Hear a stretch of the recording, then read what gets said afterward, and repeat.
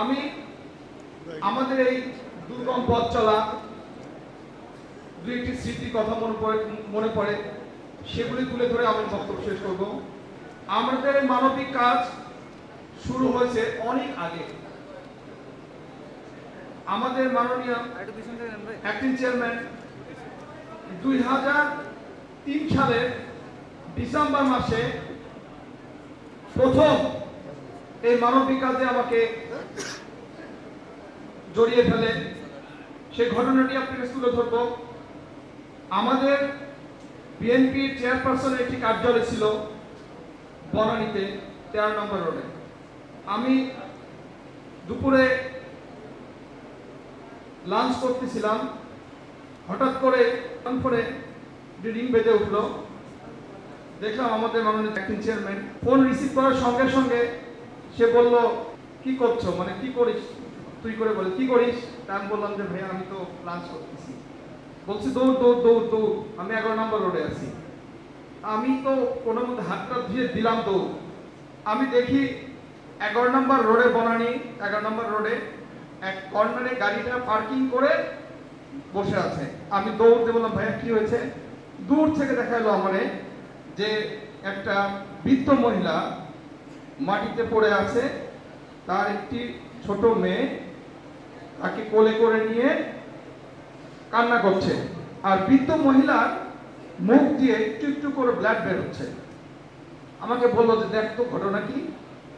আমি দৌড় দিলাম, তার শুনলাম যে রোগে আক্রান্ত হয়েছে, দিনাজপুরের পার্বতীপুর থেকে এসেছে ওনারা চিকিৎসার জন্য, সুচিকিৎসার জন্য। কিন্তু টাকা পয়সার অভাবে তারা যখন ক্লিনিক হসপিটালে গেছে, তাদেরকে সম্ভবত পয়সার অভাবেই তাদের চিকিৎসকরা তাদের ভর্তি নিচ্ছিল না। পরে উনি যতক্ষণ পর্যন্ত ওই বৃদ্ধাকে হসপিটালে না নেওয়ার ব্যবস্থা হয়েছে ততক্ষণ পর্যন্ত দাঁড়ায় ছিল।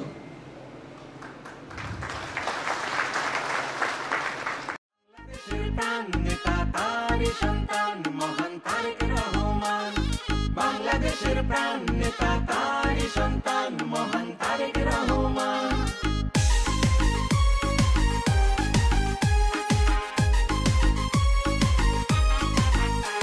আমি দেখেছি পদ্মা মেঘনা যমুনা আজ বহমান, আমি শুনেছি কোকিল ময়না দোয়েল গায় যে মধুর গান। আমি দেখেছি পদ্মা মেঘনা যমুনা আজ বহমান, আমি শুনেছি কোকিল ময়না দোয়েল গায় যে মধুর গান। আমি দেখেছি সবুজের বুকে লাল বৃত্তে আকাশ শহীদ জিয়ার নাম। আমি শুনেছি ওই রাখাল রাজার বাঁশির সুরে স্বাধীনতার আহ্বান। বাংলাদেশের প্রাণ নেতা তারই সন্তান মহান তারেক রহমান। বাংলাদেশের প্রাণ নেতা নেলসন ম্যান্ডেলা কিন্তু খুবই বিপ্লবী ধরনের মানুষ ছিলেন এবং সশস্ত্র সংগ্রামেরও তাদের একটা শাখা ছিল। তারপর জীবনের এক মুহূর্তে তার উপলব্ধি হলো কারাগারের ভিতরে যে না, এই পথ বোধহয় ঠিক নয়। তিনি মানে গণতান্ত্রিক সংগ্রামের যে নিয়মতান্ত্রিক সংগ্রামটা জারি রাখলেন এবং জেলের ভিতর থেকেই নেতাকর্মীদের নির্দেশ দিলেন তোমরা গ্রামে গ্রামে ছড়িয়ে পড়ো এবং গ্রামের মানুষদেরকে উদ্বুদ্ধ করো লেখাপড়া শিখতে এবং স্কুলে যেতে। তারেক জিয়ার ডাকে নির্ভয়ে রাজপথে জনতারা নেমে আসে। দেখেছি জিয়া হাসে সোনালী। আমাদের সঙ্গে যোগদান করেছেন বিএনপির ভারপ্রাপ্ত চেয়ারম্যান, দেশ ও মানুষের নেতা এবং আমরা বিএনপি কর্মীর সম্মানিত পৃষ্ঠপোষক জনাব তারেক রহমান।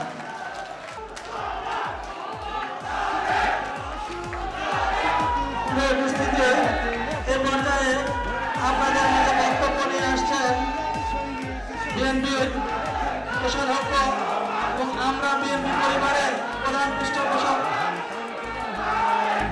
বাংলাদেশের প্রাণ নেতা তারই সন্তান মহান তারেক রহমান। জাতীয়তাবাদী দল বিএনপির ভারপ্রাপ্ত চেয়ারম্যান তার দূরদর্শী নেতৃত্ব এবং অদম্য মানসিকতার কারণে দলকে দেশের সবচেয়ে কঠিন রাজনৈতিক সংকট মোকাবেলা করে সামনে এগিয়ে নিচ্ছেন। পাশাপাশি থেমে নেই তার মানবিক ও সেবামূলক কার্যক্রম। 2009 সাল থেকে দেশের বাইরে অবস্থানকালে তিনি দল ও দেশের মানুষের পাশে দাঁড়িয়ে একজন দৃঢ় ও মানবিক নেতা হিসেবে প্রতিষ্ঠিত হয়েছেন। আমরা বিএনপি পরিবার। প্রতিটি সীমানায় কত যে শহীদ ঘুমায় এ মাটির কণায় কণায়, এ মাটির ধুলি কণায় কত মুগ্ধ সাইদ জন্মায়। জানতে পারি সেখানে পদত্যাগ করে আমরা হেডলাইনকে পুলিশের কাছে অনুরোধ করি আমাদের ভাইদের প্রতি যাতে তারা গুলি না চালায়। তাদের কাছে বারবার অনুরোধ করার পরেও তারা কথা শুনে নেয় এবং আমরা রাস্তার মাঝখানে ভোট দিয়ে আস্তে আস্তে আগাই। আমরা শহীদ মিনারে যেতে যাচ্ছিলাম, তখন পুলিশ আমাদের পর অরিজিনাল বুলেট মারে।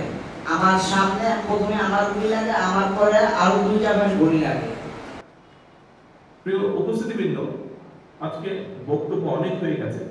আমি মনে করি আসলে এখন যতটা বক্তব্য দেওয়া উচিত তার থেকে বরং যতটুকু সম্ভব সময় বাঁচিয়ে সেই সময়টা কাজে লাগানো উচিত। এখানে আমরা বিএনপি পরিবারের উদ্যোগে আজকে উদ্যোগ গ্রহণ করা হয়েছে কিছু মানুষকে সহযোগিতা করার। আমাদের উদ্যোগ থাকবে, আমি আগেও আহ্বান করেছি, এখানে বহু মানুষ আছেন এই ঘরে, আপনাদের সকলের কাছে এবং সাংবাদিক ভাইরা আছে, আপনাদের মাধ্যমে আমি বাংলাদেশের সকল মানুষকে বলতে চাই, কারো মাধ্যমে যাবার দরকার নেই। আপনি নিজে যদি মনে করেন যে আপনি একজন হোক, 2জন হোক, 5জন হোক, আপনার সামর্থ্য অনুযায়ী আপনি কাউকে সহযোগিতা করতে পারবেন, সেই মানুষটিকে কিছুটা হলেও চলাফেরায় হোক বা ভিন্নভাবে হোক স্বাবলম্বী করে দেওয়ার দয়া করে সহযোগিতার হাত বাড়িয়ে দেবেন। কোনো সংগঠনের সাথে জড়িত হওয়ার প্রয়োজন নেই। আপনি সংগঠনের সাথেই যে জড়িত হতে হবে একটি কাজ করার জন্য, নট নেসেসারি। আপনি নিজ উদ্যোগে আপনার অবস্থান থেকে আপনি করতে পারেন।